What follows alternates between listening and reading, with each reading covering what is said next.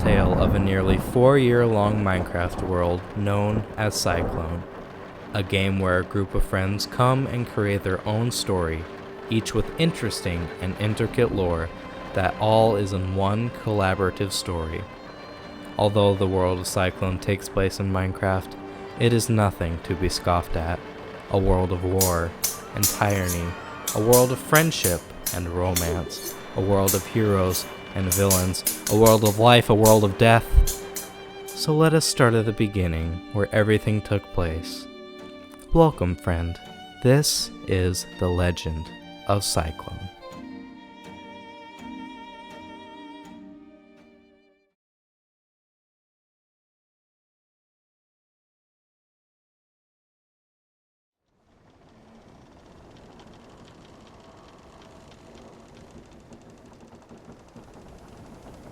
The sun shines brightly across the sapphire blue ocean.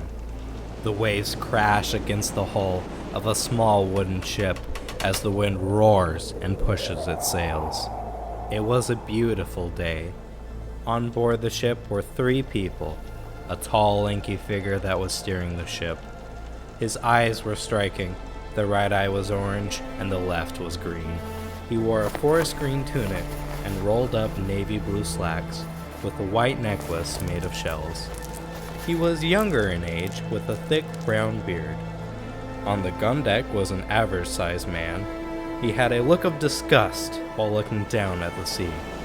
He had an orange shirt and black shorts matching his shoes. His eyes along with his hair were an oak brown. He had a fire-colored cap to match his left arm, made from a scorching hot flame that burned so bright you could not take a look without squinting. It was clear that this young man had a deep connection with fire. On the bowsprit was a big gruffy man who wore coal black leather. His face was covered with a red helmet.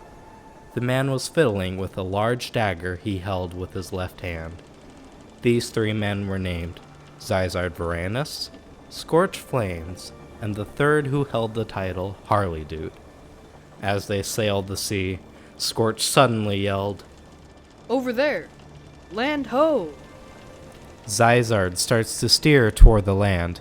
The 3 of them were racing with excitement and relief.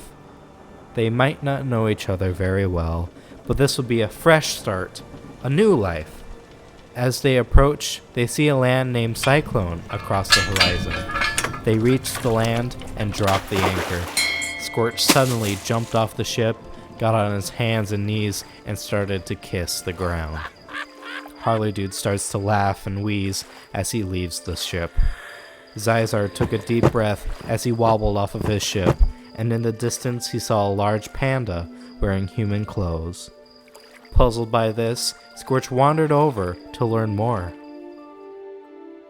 After observing the island, Scorch says, "Hey guys, look over there! It's a cute panda!" shouted Scorch with a smile. "Who are you calling cute?" replied the panda with an annoyed tone. Scorch was shocked to hear that the panda talked. Harley Dude and Zyzard walked over to talk to the panda. The panda introduced himself as Jacko-Hud. They were chatting for a bit, but it was clear that Jacko-Hud was not too fond of the new settlers and told them to stay off his land. As they argued, they heard ruffling in the bushes. Zyzard brushed the bushes aside to find a humanoid moth with big blue eyes and torn up wings on all 4s. The creature hissed loudly at them and then scurried off into the forest. This frightened Zyzard, seeing the first 2 creatures of this land to be giant anthropomorphic beasts. As the sun set, Zyzard, Scorch, and Harley Dude went back to the ship to rest for the night, while Jacko-Hud went into his shack. As the other 2 went to bed, Zyzard sat down and gazed at the full moon, thinking to himself. As he did so, he saw a shooting star fall into the nearby forest. Curiosity getting the better of the young pirate, he went to check it out. As he grew closer, he saw a dirty metal object with a door? Before he could get any closer, the door opened, slowly releasing a type of smoke. Out came a huge robot. It stood at 7'1". The robot had 4 long arms with claw-like fingers. It had one big blue eye. As it walked out of its chamber, it scanned the perimeter. The robot stated the time, date, and year, looked at the pirate, and then told him his name, age, weight, height, and date of birth. After this, the robot said, "Threat level high." Zyzard looked at the robot with astonishment. The robot glared right back at him, analyzing every move he could make. The robot had words written on his chest. It translated to Model 001, Ty Light. Ty started to look around. He scanned the area, looking for life forms. The robot said, "Timeline secure," and walked away. Zyzard was very confused and went back to his ship. He opened a journal and drew a picture of the robot, calling it a time probe.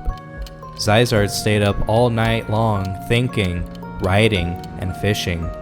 These 6 people, Zyzard, Scorch, Harley, Hud, Mothra, and Ty, were known as the Core 6, the first 6 people of CyClone.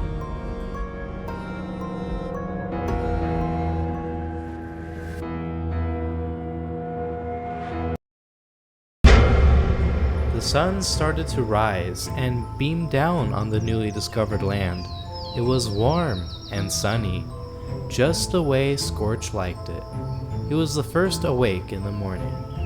He started to cut down trees and lay down a foundation for his house. Scorch enjoyed the chirping birds and the cheery environment around him. Next to arise was Zyzard. He saw Scorch building and approached him, asking how the house was coming along. They chatted for a bit before Jackohud approached them. Him and Scorch argued over the land. Zyzard left this argument to go mining for resources. He created a mine shaft and started to look for gold. He was down there for a while, finding coal, iron, even emerald, but no gold. As he was about to quit, he heard a loud clanking from behind. When he turned around, he saw the robot once again. He greeted Zyzard and talked in fluent English. He acted like everyone else and imitated Zyzard. He started to mine. He even found an underwater cave. Zyzard talked to Ty for some time. He learned about the robot.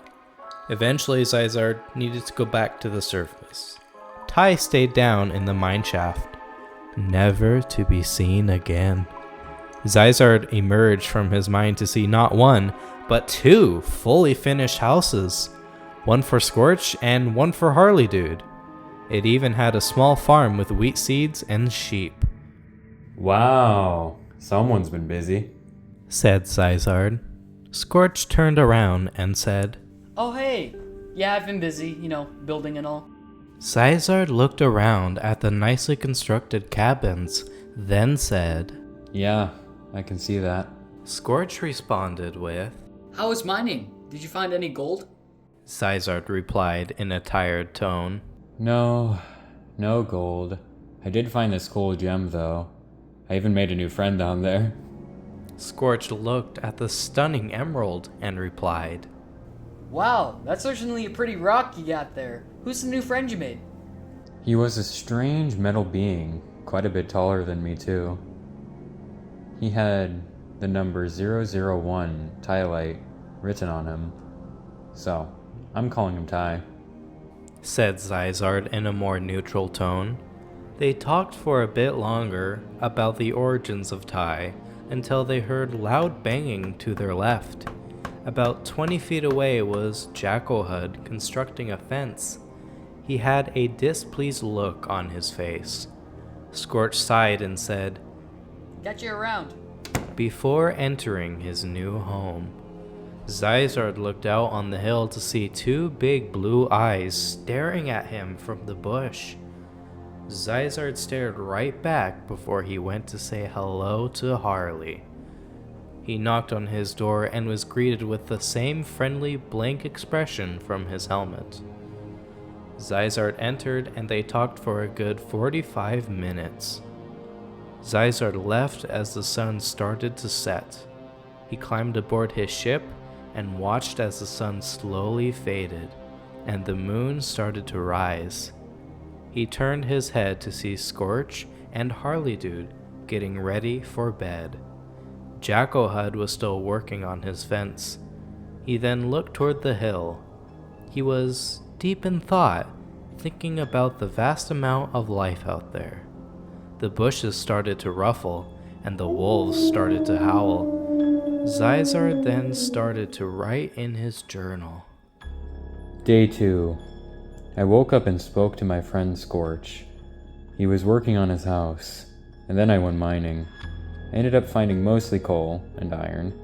I did find a beautiful emerald. It was a whole 4 carats. Definitely a keeper. I bumped into that same robot again. He acted different though. He acted like we knew each other for forever. He called himself Ty, and he was mining with me for about an hour. Strange. When I left the mine, Scorch had already finished his house, and one for Harley. Called it his father-in-law. I'm excited to explore and discover all this land has to offer.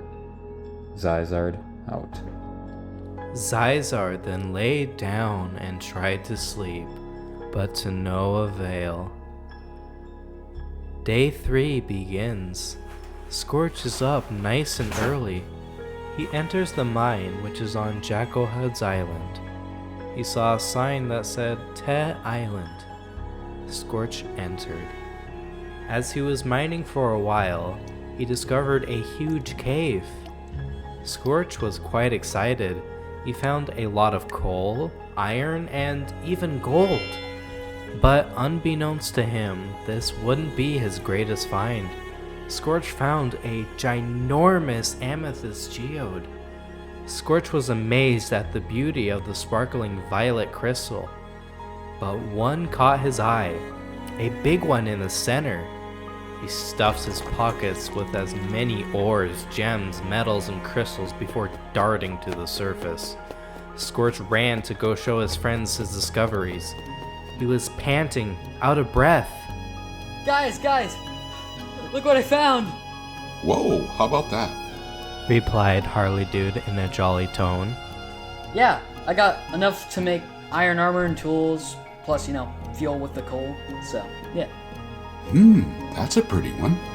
The purple crystal seemed to be beaming with a colorful aura. They talked for a little while longer, and then Scorch went to tend to his farm.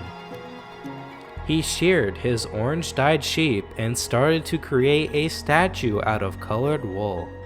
This project took him the entire day. Meanwhile, Harley Dude was forging knives, axes, swords, etc. He did that for the majority of the day. Zyzard was fishing and eventually caught a salmon.